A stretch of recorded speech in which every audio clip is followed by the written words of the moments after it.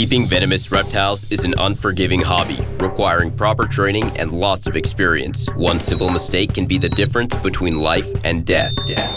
Remember, the most venomous snake in the world is the one that just bit you.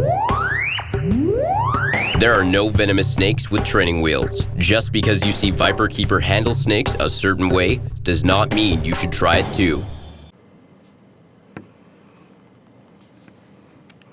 You can hardly see Miss Mujanai.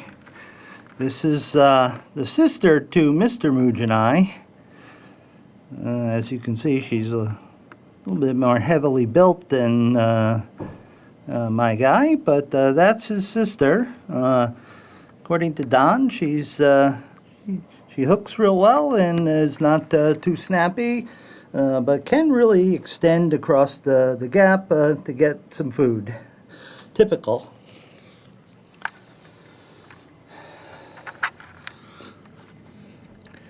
For those eyelash viper fans, Don keeps a group.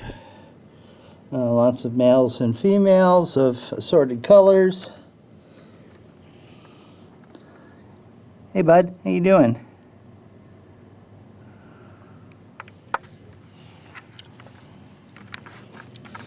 Don has some rather robust albino monocle cobras. These were all confiscations. People had them where they weren't supposed to. Maryland is another one of those very repressive states as far as personal rights. And there's some normal colored monocles.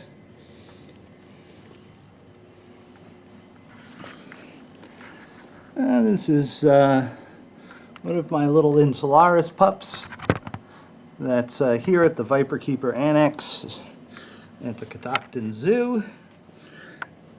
This is a sibling to the group of Protobothrops cornutus that I keep here.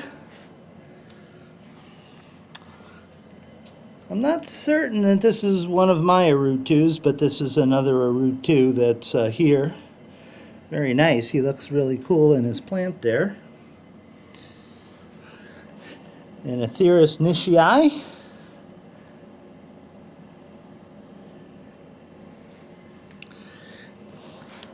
Here's a very, very nice Crotalus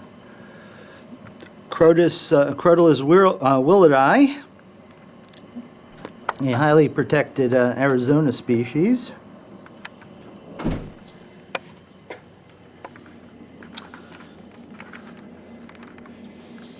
And here we have a mixed display of eastern green and western green Mambas.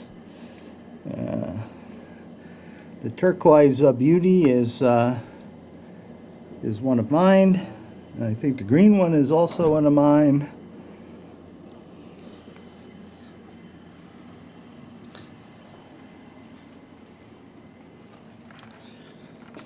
It's my male taipan.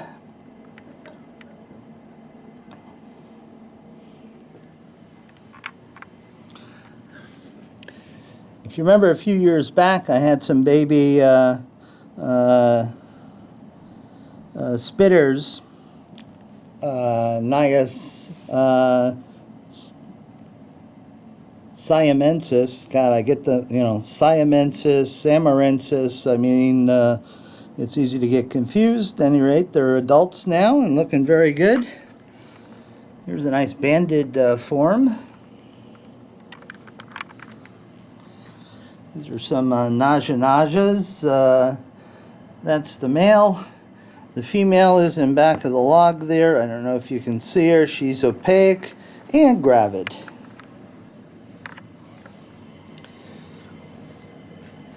And of course, here's our friend the Bushmaster. This is one of a bunch that one belongs to Don. Or the zoo, and the other two, 1.1, are unrelated, and they belong to me. Hello.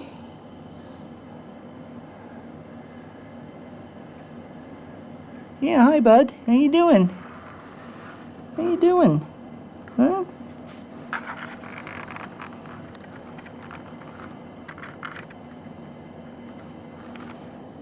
Okay, okay, be shy. Well, I don't know if this is one of my guys or this is Don's, but this, of course, is a Lachesis muta, or a Bushmaster.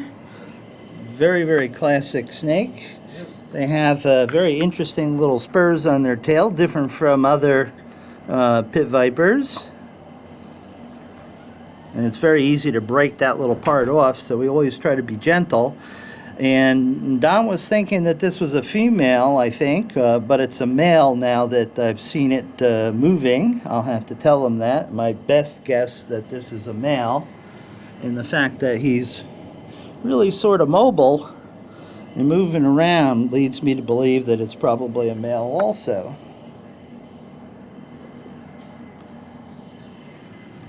Hey bud, where are you going? Going way up top. Oh, you scaring the spider, or is that just a piece of cobweb blowing?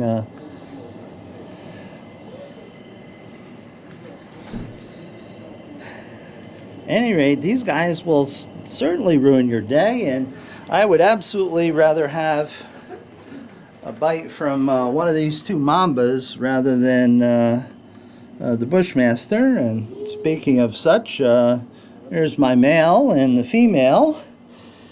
She's hopefully gravid with eggs. Hi, how you doing? Yes. This is my rhino viper on loan here to the zoo. That's a yearling, so you can compare it to the little runt I've got at home. Now here's the buzzard. He's a big chubby dude now. Look at him. He's about probably 11-12 feet. Certainly a heavy boy.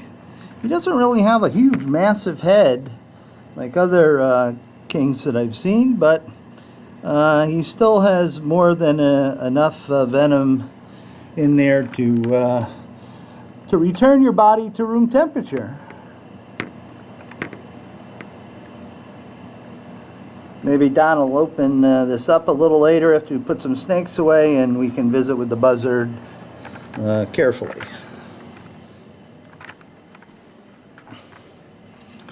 Okay, here's my male mamba. Once again. The female, who is full of eggs, certainly looks like it. I see a big bulgy on the side there. She'll probably go opaque and shed and then lay her eggs. That would be fantastic. Don's expert at hatching eggs out. So we should have if they're viable, we should have a good yield. And this is a South African variety, and she might be Tanzanian, it's hard to tell. Awesome. And again, a yearling rhino viper.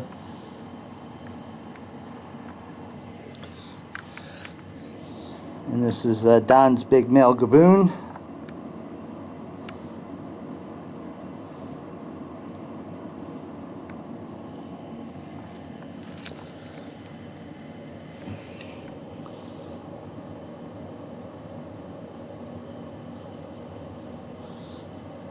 Nice looking critter. But there's Twitchy.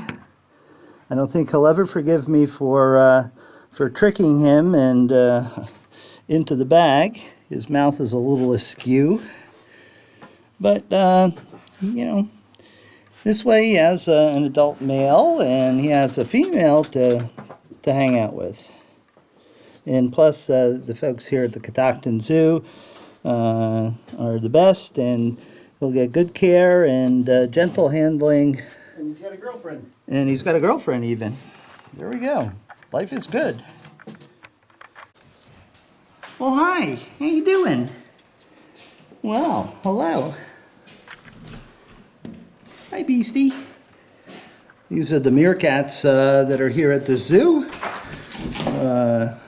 As I'm told, they're quite fertile and have lots of babies. There's some babies in there somewhere.